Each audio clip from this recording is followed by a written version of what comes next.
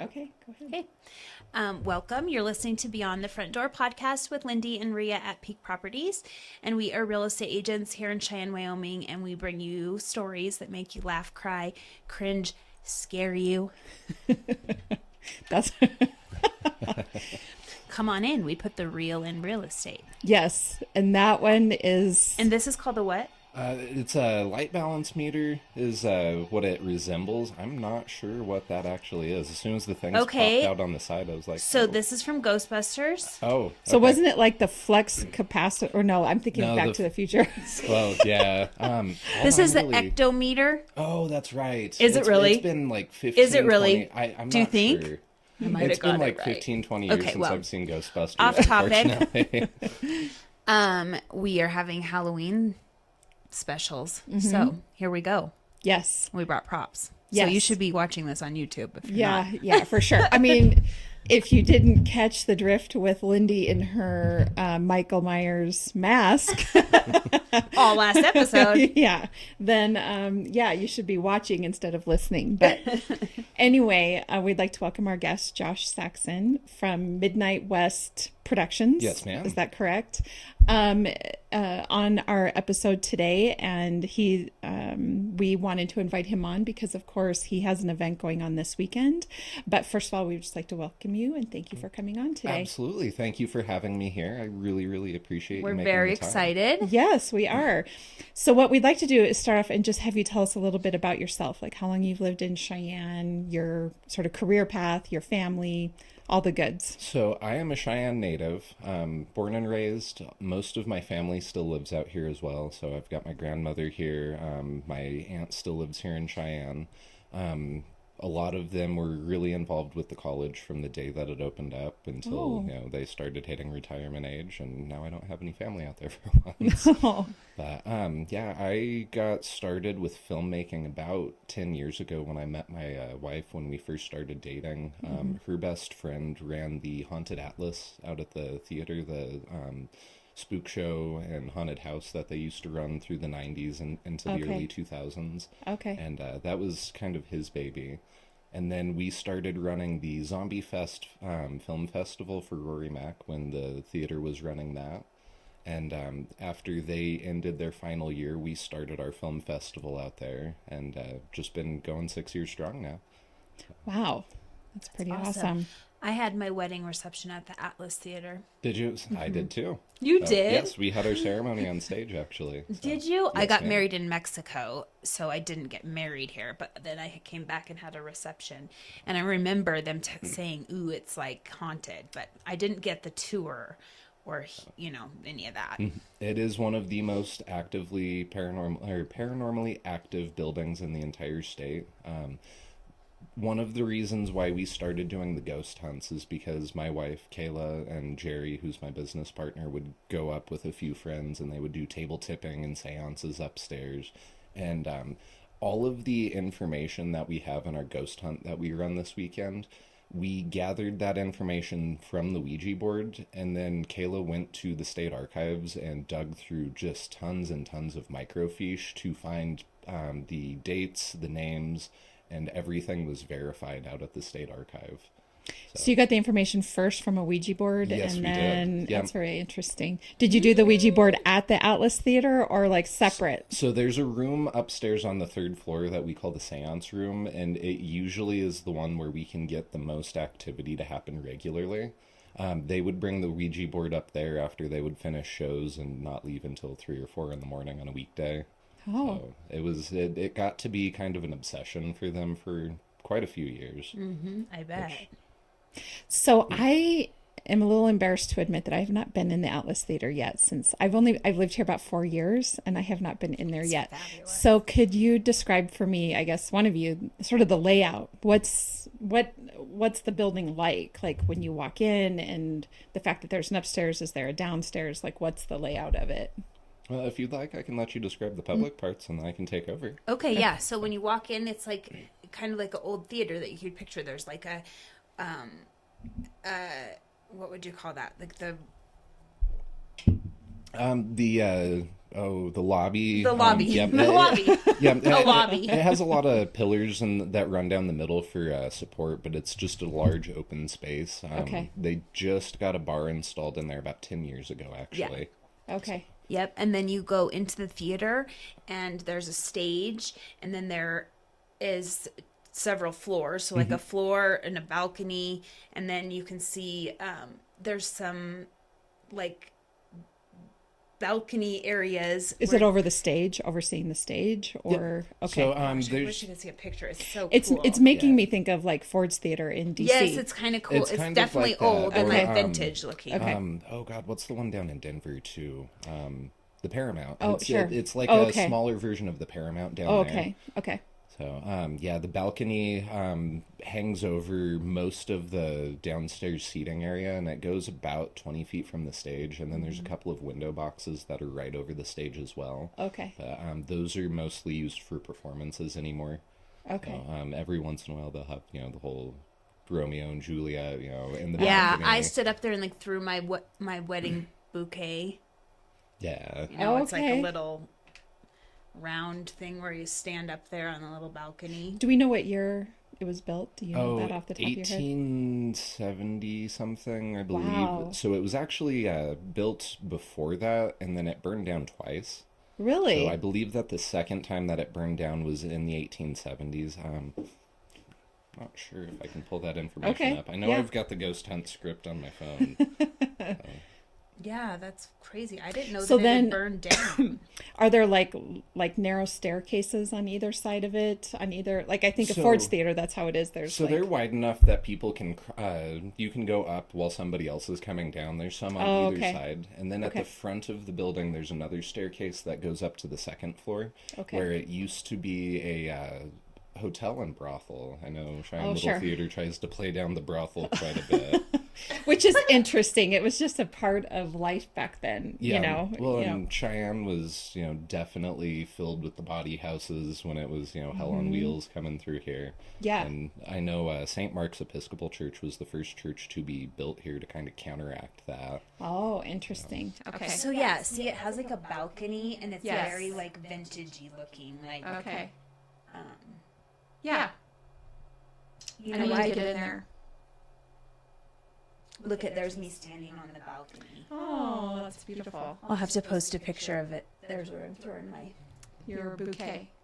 So I've done like some of the historical tours. I feel like I did a long time ago on the trolley where they talked about that a lot of like the elite on the East Coast would send their kids or whatever. I don't know why, like to Wyoming. And so Cheyenne was kind of a elite place to be. So for about 40 years after the Union Pacific started building the depot and then the Capitol building was built, we were the most important city in the world. We were the first ones to have electric streetlights. We were the first ones to have trolleys like they run in San Francisco. And when we were renovating my mom's house a couple of years back, we found one of the old trolley coins. And the State Museum did not happen to have one in their collection at the time, so we donated it to them. Wow. So, That's awesome. Yeah. How many times am I going to say awesome today? I need to come up with a different word. We counted. We're gonna count in the last episode. That's awesome. We should have the State Museum on here. We should. but those ladies are wonderful. Yeah, and we should full of all definitely sorts do of that. information. Okay, so that's the public part of the theater. What's the more private part? So, Yes. the second floor where it used to be the hotel and the brothel, when you go up, the stairs for that are right at the entrance on the left-hand side. There's two doors on either side of the box office. And when you go in, it's on the left. It's just like a 90-degree turn, and it's one of the steepest staircases that I've seen in a while. Sure. But once you get upstairs, it's emptied out now. They used to use it a lot for storage, for props, costuming. Now that they're doing a lot of renovation work on the building, though, it's been emptied out. And so it's basically set up in a giant square. There's also a courtyard in the middle where there's a skylight on the third floor, and it kind of just goes all the way up through. And then each of those third floor hotel rooms have windows that overlook the balcony, because that's where the prostitutes used to take their baths, and they would give people a free show before they had to pay. So So interesting. Yeah. but when you go through, there's the front of the building with its huge plate glass windows. As you make it around to the back, there's actually a kitchen area that's mostly concrete, and it's quite colder than the rest of the building is generally. And there's a little pantry in there. And one of the stories that we had been able to verify was there was a cook out there who was an alcoholic, and she had a very small daughter who would, run around, be rambunctious as children do. And one day when she was drunk, she got angry at her daughter and hit her across the face with a cast iron skillet, and then put her into the pantry, where she then passed away. And Betsy, the little girl, still is fairly active in that corner upstairs. She'll move stuff around every once in a while. People will report seeing a very small girl in the corner of their eye that as soon as they look, she's gone. Oh, interesting.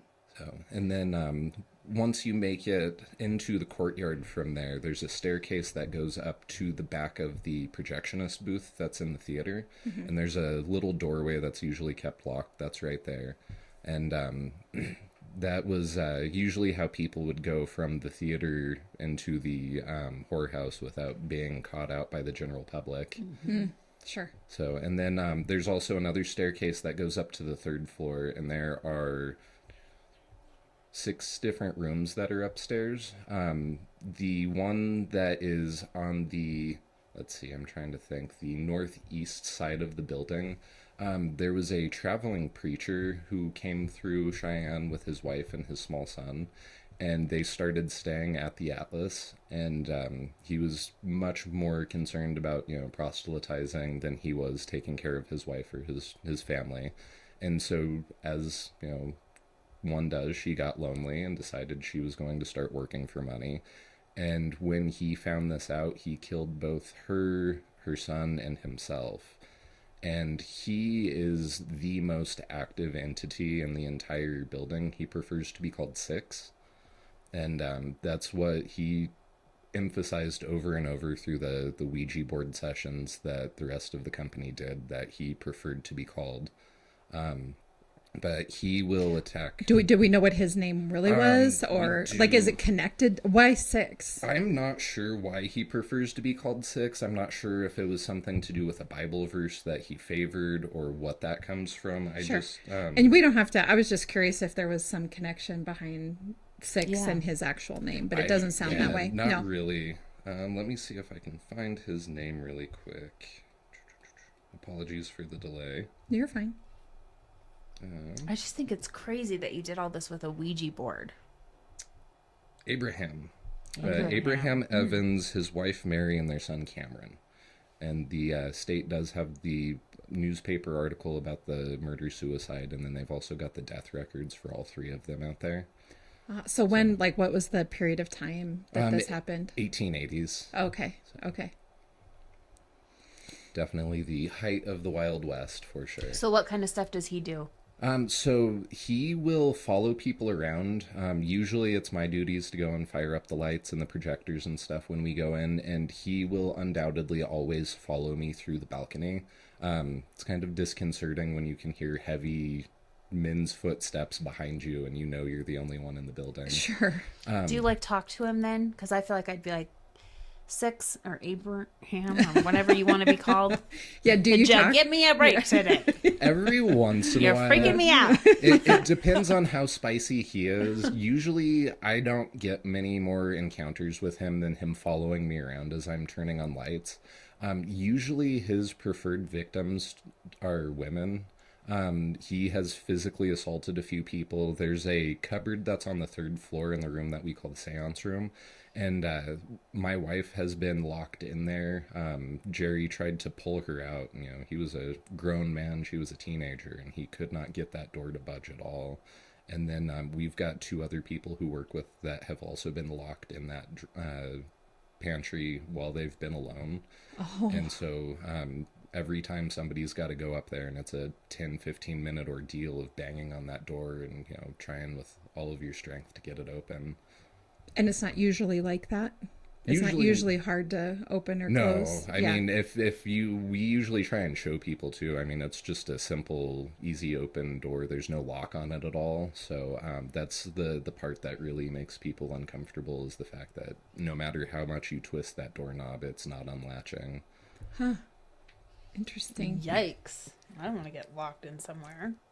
What was so he had a wife and a child, so I'm guessing he was in his 30s or 40s. Is that about early 30s is okay. the best that we've been able to find. His wife was in her 20s, and then Cameron, the son, was under 8 years of age. I see. So. Interesting. Very interesting. I know that I've been lucky enough to travel around Wyoming a little bit, and there's always history behind those old buildings that sit in the downtown areas. And especially if you go and visit, oftentimes there's new stores and various things in those places, but they all have stories. They all have indications of something going on. My mom owned it was the old mail, the old post office in Gillette, and it was a restaurant when she owned it, but she has stories of things happening when she was in there by herself. And specifically, there was a female ghost or spirit or whatever you want to call it that hung out in the building. And I used to say to her, I'm like, how do you, because she'd be there late at night or get there really early in the morning, and I'm like, how do you even feel comfortable doing that? And she goes, they're not like it. I didn't get the impression that they were trying to scare her or upset her, but they were there and they were present, and she was aware that they were there. So, I mean. Do you think that most spirits, I don't know, are most of them trying to hurt people, or most of them are just there? So there's a couple of different kinds of paranormal entities. There's what's called a residual haunting, which usually is a entity that's kind of just going through the regular motions of its day-to-day life. Like Kayla, the house that she was living in when we first started dating, the former owner had a heart attack and passed away in the master bedroom suite. But every morning at 3 a.m. you could hear him get his work boots on and then walk from the master bedroom all the way to the staircase. And then he would go down the staircase, and then it would start right back up at the top 2 or 3 times. And it was, as far as we could tell, just him trying to, go to his construction job early in the morning, and nothing had happened. And then you have your intelligent hauntings, which we've got both residual hauntings and intelligent hauntings out at the Atlas. Betsy and Eleanor, the cook, and her daughter, the one that passed away in the pantry, they're more of a residual type haunting, whereas Abraham 6 is very much an intelligent one. If you speak to him, sometimes he will react. Every once in a while, we can get him to do things like set off our EMF meters when people are upstairs. That's not what this is? Kind of. So This is fake, guys. This is a toy. I think that's supposed real. to detect ectoplasm, whereas ours just detect electrical frequencies. Yeah, I don't know. Okay. And with a lot of the upstairs of the Atlas being unpowered, most of the EMF that we run into is all anomalous, since we're far away from junction boxes, conduits, anything that should be carrying power. So I know that there's power in the downstairs to power the Christmas lights, and I think that's pretty much it down there. Yeah, so if you pick something up, it's... There's some type of energy. Yeah, unless we can, hold it next to an outlet and it starts going off, which usually is not the case. Most of the time it's one of those things where you're standing still and it'll start going up to, a asinine number, and then all of a sudden, as quickly as it came, it's gone. But it's also usually accompanied by cold spots and stuff as well, where people are like, oh, I'm feeling something physically, as well as, the equipment detecting it. Interesting. So are those the main do you call them spirits? Entities, spirits. Okay. Are those the main ones at the Atlas? Those ones are. There's okay. one more, but it's not been active as long as I've been going out there, so we kind of just leave that one off of the ghost hunts, since everybody's there for the entities that they can see and smell and maybe even touch. Yeah. So tell us about your event this weekend. So Midnight West Fest is entering its 6th year. We are a international independent film festival with a focus on genre films. Friday night, we do comedy movies exclusively. We've got 2 drag queens who will be performing as well to kind of add to that liven up it. And, Yeah. one is Lasagna from Fort Collins, and then we also have Miss Amber out of Cheyenne. Okay. And then Saturday afternoon, we run our drama and action block. We've got a couple of young men who submitted to the Wyoming International Film Festival's 24-hour film festival competition. They had 24 hours to conceptualize, film, edit, and complete an entire short. Wow. So we are getting their director's cut now that they've had some time to polish it up and make it look a little bit better. And we'll have Bad Bandit Pictures out to do a small Q&A as well after their film shows on Saturday. And then Saturday evening is our main event, as it were. We have the Decaying Divas Zombie Pinup Competition this year. That's sponsored by Leslie's Love and Light. And then we also have an hour-long set by Cheyenne's own Demise of Sanity, their local metal band. And then we have a 6-hour horror and grindhouse block that runs until 3 in the morning.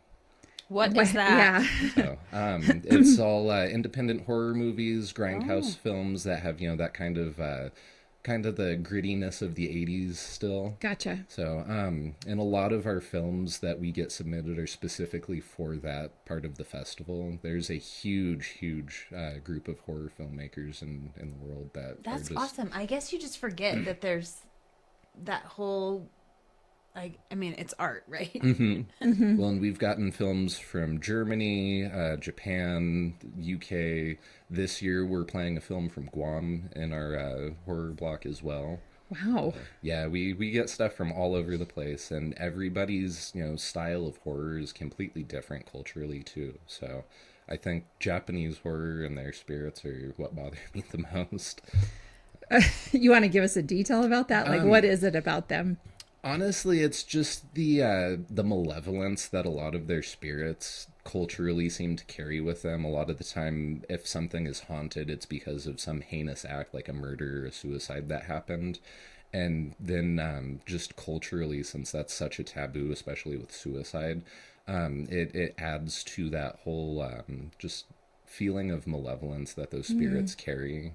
And they tend to be more active than anything else. So the film festival is people creating and submitting films, but what am I hearing you correctly that they're submitting films based on the entities that they're finding in specific areas? So we do have a couple of filmmakers who have had very personal stories about that. A lot of the time it's just somebody's creative outlet. This is the story I'd like to tell. Okay.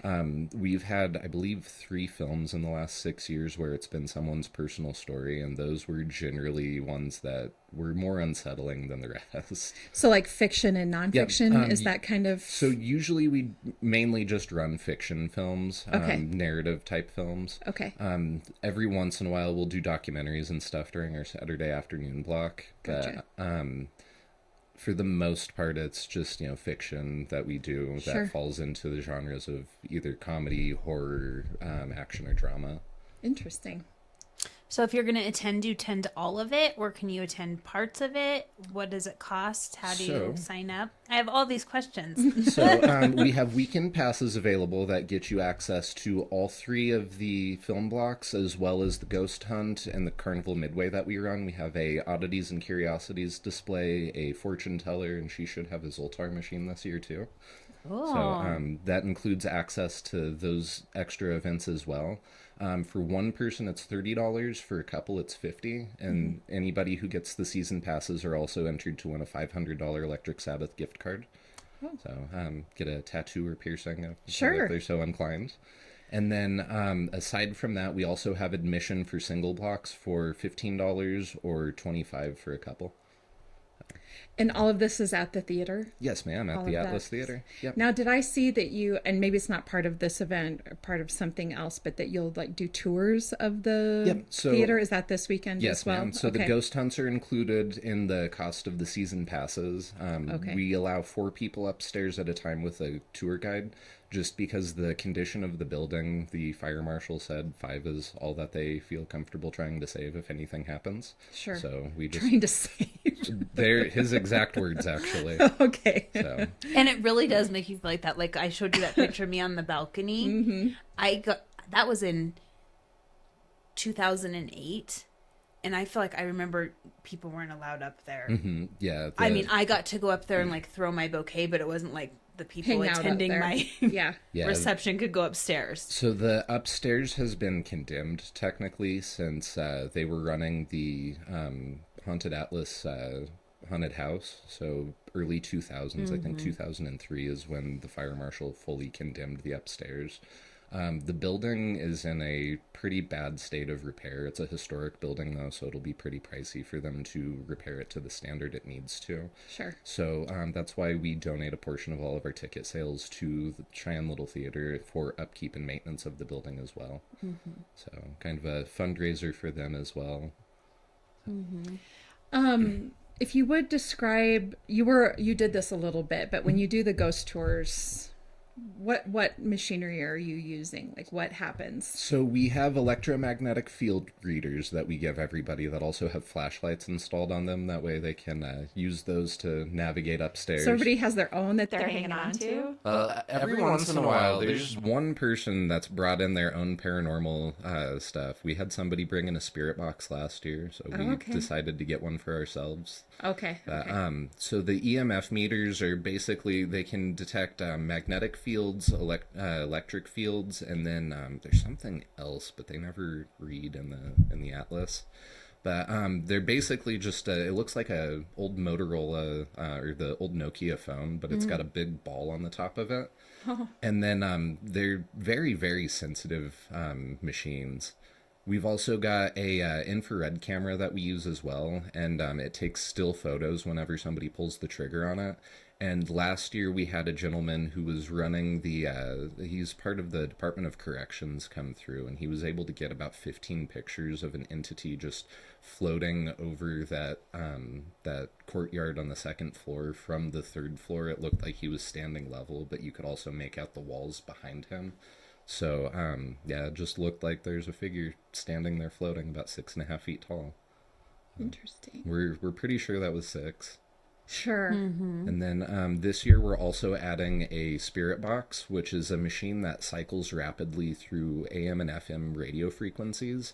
And then it just generates white noise through that. But when you give a spirit something like that they can interact with, oftentimes with that static, you can hear voices come through, even as it's scrolling through these channels rapidly.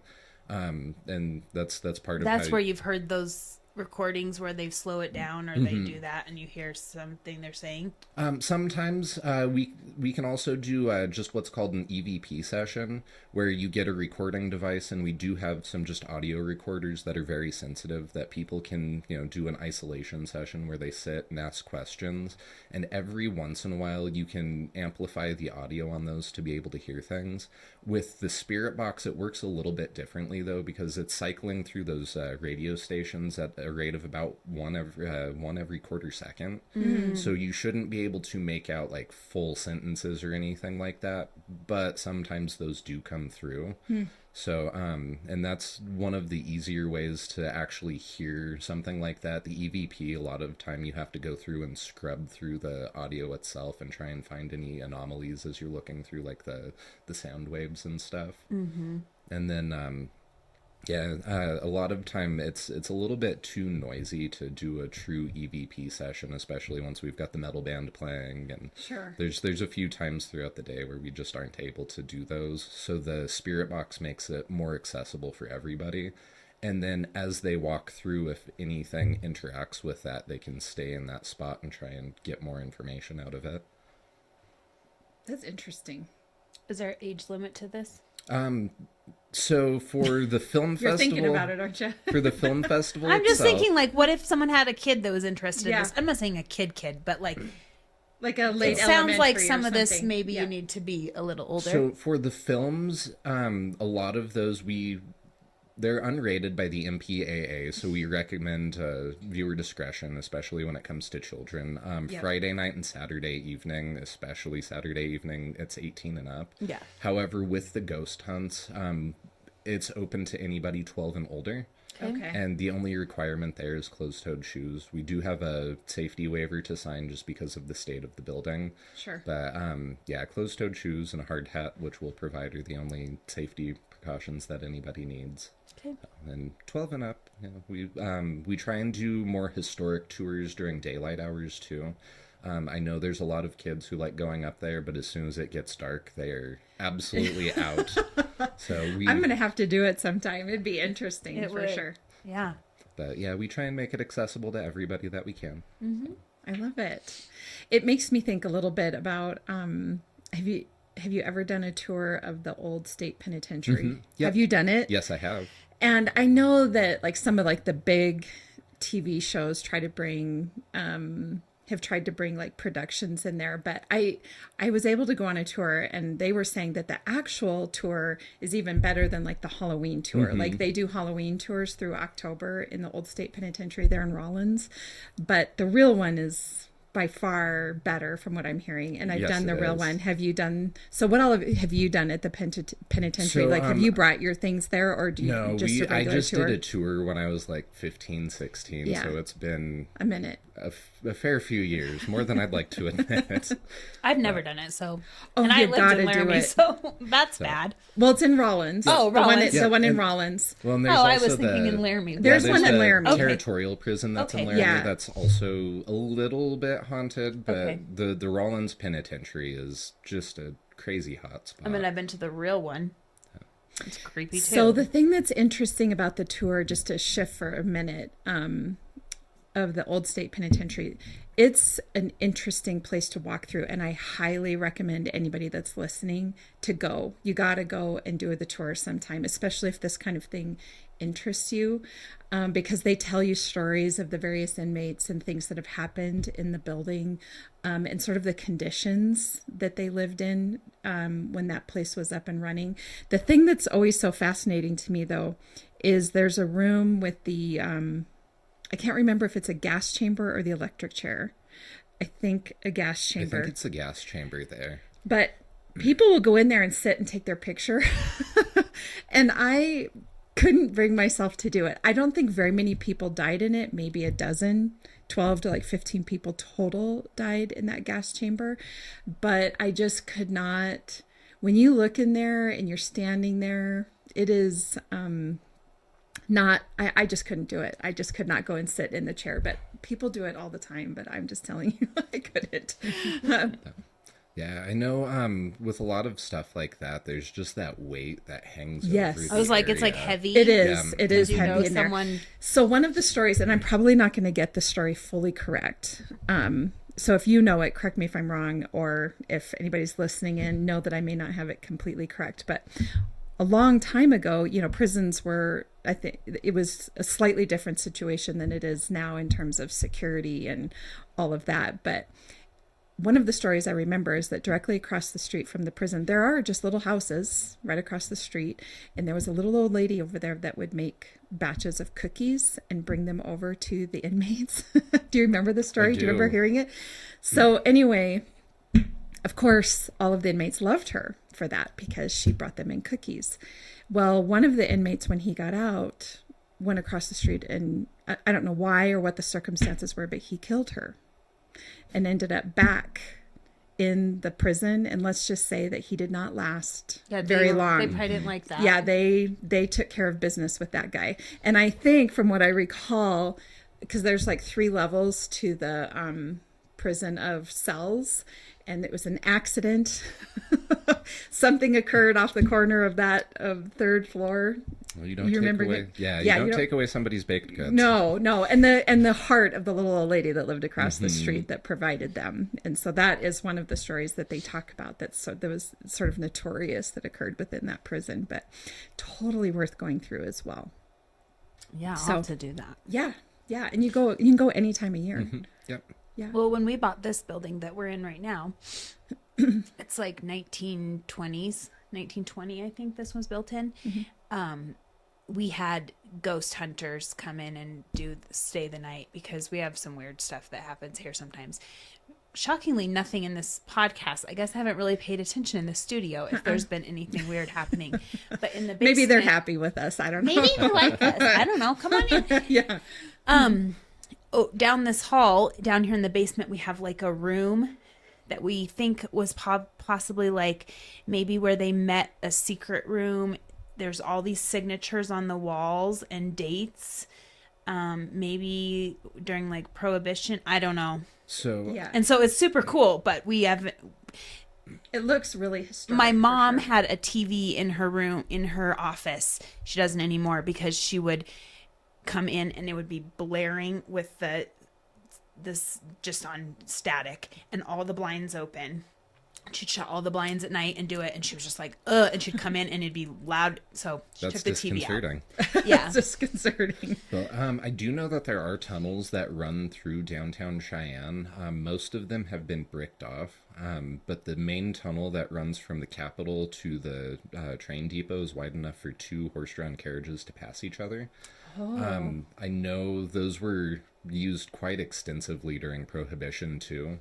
Sure. In the Atlas, we found a bootlegger's cache on the 3rd floor in the last 5 years, actually, where there's just a little closet in the room next to the seance room. And when you move the threshold on the closet, there's actually a little latch where you can open up this little container, and it's big enough for 2 cases of whiskey to sit in it. But I know they would... Yeah, in that room, there's a little part of the wall that is like hidden and you can like open it. I don't know. It's So that is almost undoubtedly a bootlegger's cache, Yeah. then. It's really cool. The walls, I took Rhea back there the other day because she didn't know I was telling her about it. She's like, I didn't even know that was back there. I'm like, I know, it's secret. It is cool. Yeah, Very and I know historic. a lot of the buildings that were connected to the tunnels, there's a lot of people that are still finding things like that downtown even now. So I love it. you I very love much, history. yeah, you very much might have found a cache that used to keep illegal alcohol. Yeah. Well, is there anything else about your production company or the event this weekend that you want to talk about that we haven't shared? Here, or I is think that about we've it? covered pretty much everything that we've got going on this weekend. So. What do you do during not the Halloween season? So we film a lot of our own films. We're working on finishing up our newest feature project. We had a cast member pass away, and then another cast member had to bow out because of medical concerns. So we're working on rewriting the ending of that script, and then we need to do reshoots. But aside from that, we also do a lot of commercial work. We do all of Cheyenne Little Theater's commercials and their archive copies for their performances, and also try and find other clients as well. Awesome. Well, yeah, Wonderful. if you need any filming. Yeah. Reach out to Midnight West. Yeah, we awesome. charge Cheyenne prices for everything. Oh, that's Good. awesome. We like that. Well, thank you so much for coming on today. And Lindy and I each have a question that we ask everybody. And mine is, what is your favorite thing about Cheyenne? So my favorite thing about Cheyenne is the people, hands down. Everybody, as long as I've been around, have been warm and welcoming. I've really not run into many people that, cause issues or try and stir the pot. Cheyenne's just a really close-knit, very community-oriented place, and I wouldn't have it any other way. Love it. Yep, we hear that a lot. And my question is, if you could buy real estate anywhere in the world, where would it be and why? Money's no object. So if money is no object, I would buy the old steam plant that's down on 17th and Snyder, and I would turn that into a production building. I mean, I've fantasized about that for years and years, what I would do with it. That wing that's got the garage doors, we could build multiple sound stages on there and have access to, cart things in and out through those garage doors. That would be cool. Yeah, I have so many plans if I ever ran into that kind of money. Yeah. Well, you've given us one of the most unique answers for sure. I love that. Yes, I do. love I how like it's tied to your passion. Well, and that building's just so cool. It's It is. recognizable from, the interstate. You can see it from most places downtown. And, just having a big old clock that, has the Midnight West logo on it would be amazing. Yeah, absolutely. Well, I hope that comes true. Yeah, me too. So where can people find you? They can find us primarily on Facebook or at midnightwestproductions.com. Okay. So, and any questions anybody might have, they can feel free to just reach out on Facebook Messenger. Yep, that's what I did. So, well, wonderful. Thank you so much for joining us today. We appreciate it. I really appreciate you opening your studio and sharing your time with me. Of Yeah, course. and we of hope course. you have a great weekend. Yes, and for all of our listeners, because occasionally I forget to say this part. As you all know, Lindy and I are realtors here at Peak Properties, so if you're looking to buy or sell, we would love to help you with that. You can find us at www.sellcheyenne.com, as well as all of our social media channels, and of course, Beyond the Front Door podcast on YouTube, Spotify, iHeartRadio, and Apple Podcasts. And we all hope you attend this event this weekend and have a spooktacular October. And if you're looking for tickets at all, there's a link on Facebook, or you can go to filmfreeway.com/midnightwestfest, and that will have all the information right there. Perfect. Okay, great. I will definitely share that and make sure. Awesome. Yeah, we'll make sure the link is in there. Well, Thanks so thank much. you very much.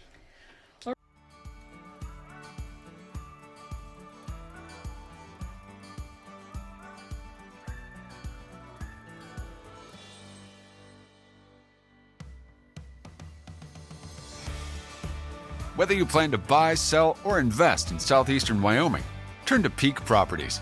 Family and veteran owned and operated, we work diligently for you.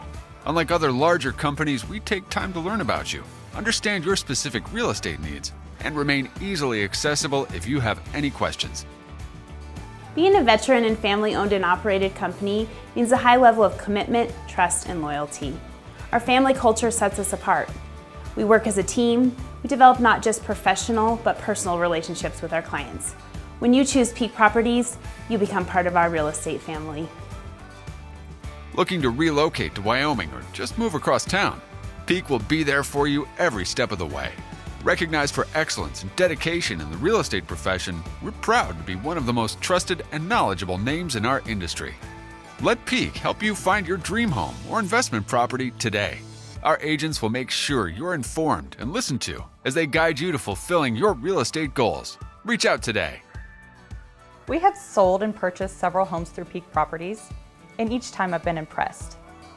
They are great about guiding us in the right direction and always being in our corner. Peak Properties. Let our family show you the way home.